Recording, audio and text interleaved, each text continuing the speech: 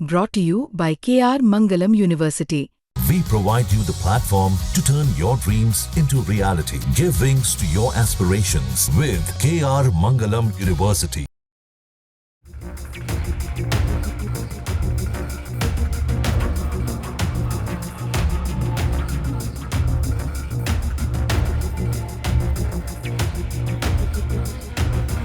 America का दूसरा सबसे बड़ा शहर लॉस एंजलिस।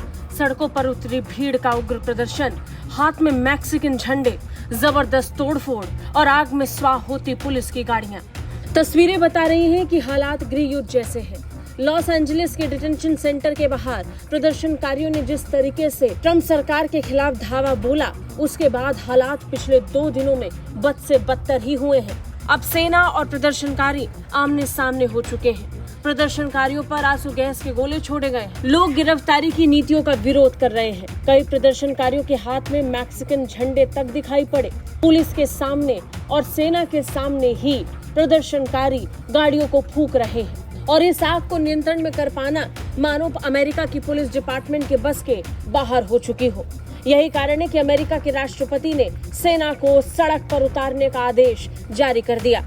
डोनाल्ड ट्रंप ने स्पष्ट शब्दों में कह दिया है कि लॉस एंजलिस में हो रहे प्रदर्शन अब अवैध प्रवासी और अपराधियों की ओर से किया गया एक विद्रोह है। इमिग्रेशन रेड्स के खिलाफ दूसरे दिन लगातार प्रदर्शन जारी रहा और इसी प्रदर्शन के बाद ट्रंप का आदेश जारी हो गया। आदेश 2000 नेशनल गार्ड सैनिकों की तैनाती का। जी हां, अमेरिका में इस समय 2000 नेशनल गार्ड सैनिकों को इस प्रदर्शन को रोकने के लिए उतार दिया गया है। इसे ट्रंप ने कानून और व्यवस्था की बहाली बताया है। अपने विमान एयरफोर्स 1 में सवार होने से पहले मीडिया से बातचीत करते हुए ट्रंप ने एक बयान दिया और इस बयान में उन्होंने प्रदर्शनकारियों को लेकर कड़ा रुख अपनाते हुए कहा कि हम सख्त रुख अपनाएंगे।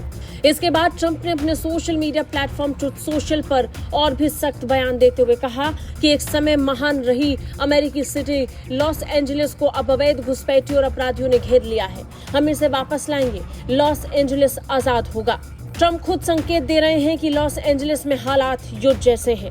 जगह जगह लगी आग के बाद व्यवस्था ठप पड़ चुकी है। नतीजन सेना अब मोर्चा संभालने के लिए पहुंच चुकी है। हालांकि ट्रंप की पॉलिसी का भी लगातार विरोध हो रहा है। ट्रंप इस पूरे मामले को जिस तरीके से हैंडल कर रहे हैं, उसे लेकर उन्हें आलोचनाओं का सामना करना पड़ रहा है।